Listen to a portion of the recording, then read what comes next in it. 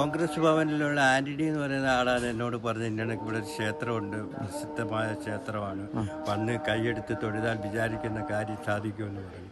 അങ്ങനെ ഞാൻ പിന്നെ ആ അദ്ദേഹത്തിൻ്റെ വാക്ക് കേട്ട് എൻ്റെ മോൻ്റെ ഒരു കല്യാണ കാര്യത്തിന് ഞാൻ നേർന്നു, എൻ്റെ മോളെ കാര്യത്തിനും നേർന്നു. അപ്പോൾ അത് രണ്ടും 15ഉം 19 മോളെ കല്യാണം 15-ാം തീയതി നടന്ന് 19-ാം തീയതി എൻ്റെ മോൻ്റെ നിശ്ചയം നടന്നു.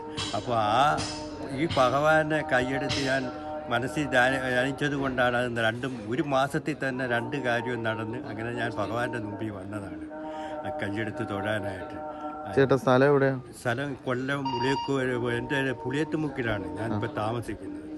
അപ്പം ഞാൻ ആ ഭഗവാനോട് ചോദിച്ച്, അത് ആ ജനുവരി മാസത്തിൽ തന്നെ 15-ാം തീയതി എൻ്റെ മോളെ വിവാഹവും നടന്ന് എൻ്റെ മോൻ്റെ നിശ്ചയം നടന്നത്. അത് ഈ ഭഗവാൻ എനിക്ക് സാധിച്ചു തന്നതായിട്ടാണ് അതാണ് ഞാൻ ഇവിടെ വന്നത്.